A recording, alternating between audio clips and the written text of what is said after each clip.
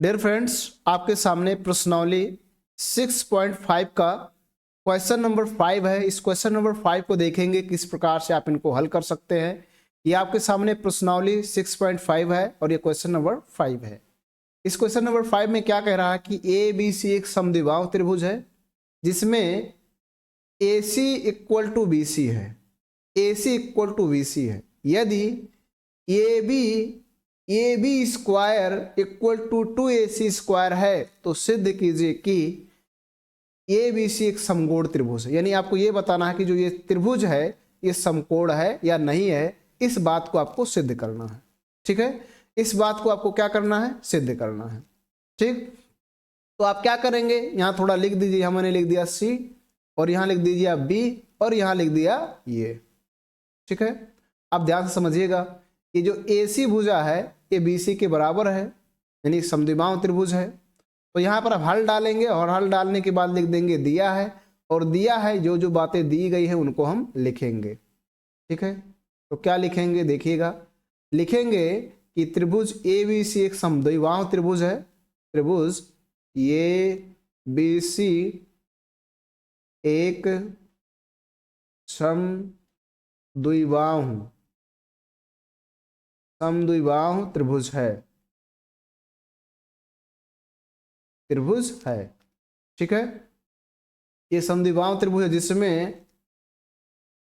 जिसमें जो है ए सी बराबर बी सी है, ए सी बराबर बी सी है, ये बात दिया है। और इसमें एक बात और दिया है, क्या दिया है, ए बी, ध्यान दीजिएगा, ए बी स्क्वायर बराबर दिया है 2ac स्क्वायर, ये बात दिया। ये मोस्ट इंपॉर्टेंट पॉइंट्स है क्योंकि इसी पॉइंट से हम इस क्वेश्चन को आसानी से सरल कर पाएंगे। अब आपको सिद्ध क्या करना है, तो यहां लिख दीजिए सिद्ध करना है। क्या लिखेंगे, सिद्ध करना है, सिद्ध करना है, सिद्ध करना है। क्या सिद्ध करना है, ध्यान से समझेंगे। सिद्ध करना है कि ये जो त्रिभुज है ये बी सी, त्रिभुज ये बी सी समकोण त्रिभुज है। ये बी सी क्या है, समकोण त्रिभुज है, त्रिभुज है। ठीक है, ये सिद्ध करना है आपको, यानी ये जो त्रिभुज दिखाई दे रहा है ये समकोण त्रिभुज है, इस बात को आपको सिद्ध करना है। तो बहुत ही आसान है। आप देखेंगे यहां लिखेंगे, अब यहां पर आप उपपत्ति भी लिख सकते हैं। आप देखेंगे तो यहां लिखेंगे चूंकि ए बी स्क्वायर बराबर 2ac स्क्वायर, ये कहां से मिला, दिया है। ठीक है, ये दिया है। इस बात में हम थोड़ा सा बदलाव करेंगे, ए बी स्क्वायर को ए बी स्क्वायर ही रहने देंगे, इसको तोड़ेंगे तो ये बन जाएगा ए सी स्क्वायर प्लस, ध्यान समझिएगा, ए सी स्क्वायर प्लस ए सी स्क्वायर।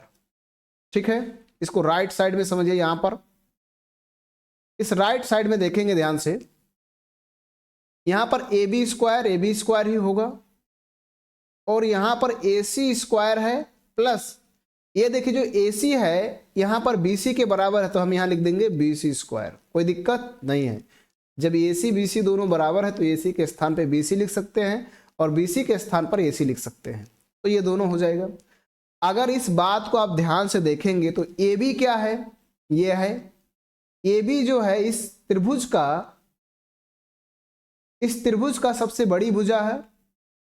ठीक है, और ए सी जो है इसमें है, इसमें। अब एक परिमेय है, परिमेय आपका 6.9 है।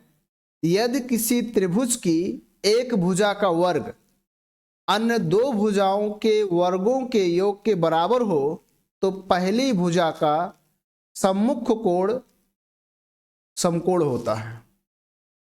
ध्यान से सुनिए, यदि किसी त्रिभुज की एक भुजा का वर्ग, तो देखिए एक भुजा का वर्ग है यानी ए बी स्क्वायर है, अन्य दो भुजाओं, तो अन्य दो भुजाओं के वर्गों के योग के बराबर, यानी वर्गों के योग के बराबर है, तो पहली भुजा यानी जो पहली यानी ए बी के सामने का जो कोण होगा वो समकोण होगा। ये परिमेय 6.9 कह रहा है, यानी ए बी के सामने का कोण यानी ये वाला जो कोण होगा सी होगा, ये समकोण होगा। समकोण मतलब 90 डिग्री का होगा, 90 डिग्री का मतलब 90 अंश का कोण होगा।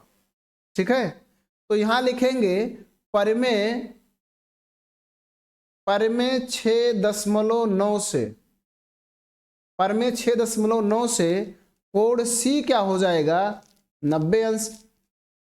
और जब किसी त्रिभुज का एक कोण 90 अंश का हो तो हम उस त्रिभुज को कहते हैं समकोण त्रिभुज।